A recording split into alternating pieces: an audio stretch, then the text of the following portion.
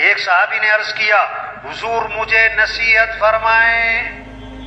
آپ صلی اللہ علیہ وسلم کا جواب ہم سب کے لیے، ہر شخص سمجھے میرے لیے، آپ نے کیا فرمایا؟ لا تغضب، غصے پہ قابو پاؤ، غصے پہ قابو پاؤ۔ عرض کیا ٹھیک ہے، زدنی یا رسول اللہ، اللہ کے رسول کچھ اور بھی نصیحت فرمائیں۔ فرمایا لا تغضب، غصے پہ قابو پاؤ۔ عرض کیا زدنی یا رسول اللہ، اللہ کے رسول کچھ اور نصیحت فرمائیں۔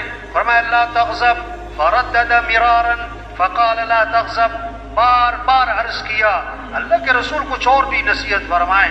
آپ نے ہر بار ایک ہی جواب دیا، اپنے غصے پہ قابو پاؤ، اپنے غصے پہ قابو پاؤ۔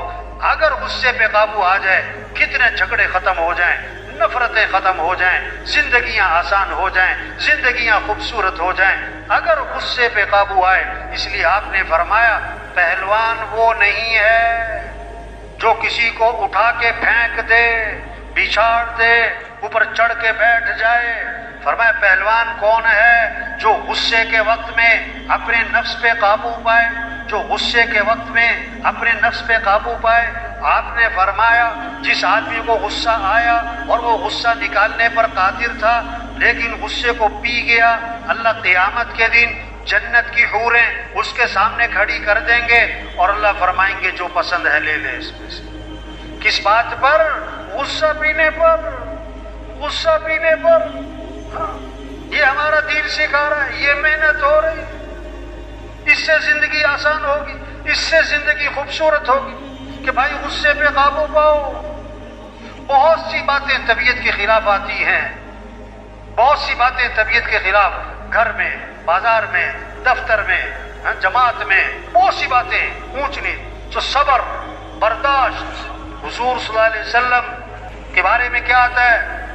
کان رسول اللہ صلی اللہ علیہ وسلم احسن الناس خلقا، کہ حضور صلی اللہ علیہ وسلم سارے انسانوں میں سب سے زیادہ اچھے اخلاق والے تھے۔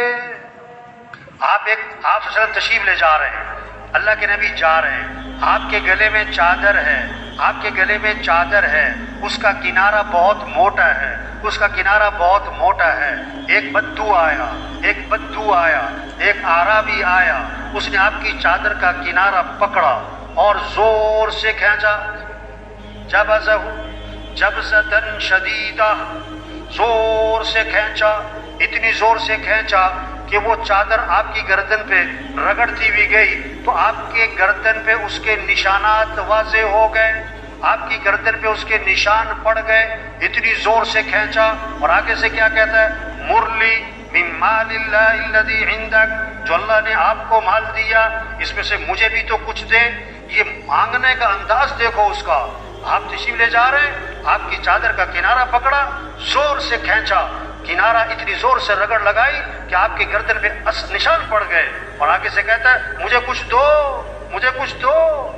اب اللہ کے نبی کا آگے سے رد عمل، آپ کا رد عمل کیا ہے؟ حدیث کے الفاظ ہیں فَالْتَفَتَ إِلَيْهِ فَضَحِكَ وَهُوَ، آپ نے یوں اس کی طرف التفات فرمایا اور آپ مسکرانے لگے، آپ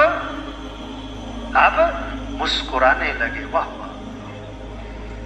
اور صحابہ سے فرمایا اسے کچھ دے دو بھائی، اسے کچھ دے دو۔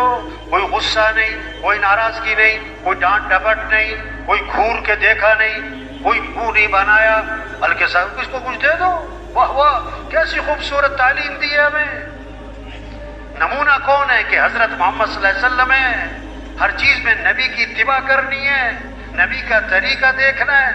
آپ کے پاس ایک جنازہ لایا گیا، آپ کے پاس ایک جنازہ لایا گیا، آپ جنازہ پڑھنے کے لیے آگے ہوئے۔ حضرت عمر رضی اللہ عنہ ذرا جلالی طبیعت سامنے آ گئے کہ حضور اس کا جنازہ نہ پڑھائیں، اس کا جنازہ نہ پڑھائیں۔ کیوں بھائی؟ انہ رجل فاسق، یہ تو بڑا فاسق فاجر آدمی ہے، اس کا جنازہ مت پڑھائیں۔ اللہ کے نبی نے صحابہ سے فرمایا تم میں سے کسی نے اس مرنے والے کو کبھی کوئی نیکی کا کام کرتے دیکھا؟ ساری زندگی نہیں، کبھی کوئی نیکی کا کام کرتے دیکھا؟ ایک صحابی کھڑے ہو گئے، حضور میں نے دیکھا۔ کیا؟ حرس لیلۃ فی سبیل اللہ، ایک رات میں نے دیکھا اس مرنے والے کو کہ اللہ کے راستے میں پہرا دے رہا تھا۔ اللہ کے نبی آگے بڑھے اور جنازہ پڑھایا اور پھر دفن کیا، اور قبر پہ کھڑے ہو کے فرمایا لوگ تیرے بارے میں کہتے ہیں کہ تو جہنمی ہے، اور میں اللہ کا رسول گواہی دیتا ہوں کہ تو جنتی۔ یہ اخلاق ہے، ہمارا دین یہ اخلاق سکھاتا ہے۔ اس سے زندگیاں خوبصورت بنتی ہیں، اس سے جھگڑے ختم ہوتے ہیں، اس سے محبتیں قائم ہوتی ہیں، اس سے نفرتیں ختم ہوتی ہیں، اس سے گھر میں ایک دوسرے کی عزت اور احترام آتا ہے۔ ہمارا دین ہے، زندگی گزارنے کا طریقہ ہے۔ دین کوئی فن نہیں ہے، کوئی فلسفہ نہیں ہے، کوئی تقریریں نہیں ہیں، صرف کتابیں نہیں ہیں۔ دین تو ایک زندگی ہے کہ زندگی کیسے گزارنی ہے، کہ اس دین میں ساری خیریں رکھی ہوئی ہیں، ساری برکتیں رکھی ہوئی ہیں، سارے مسئلوں کا حل رکھا ہوا ہے کہ ہم دین پر آئیں، اخلاق اچھے بنائیں۔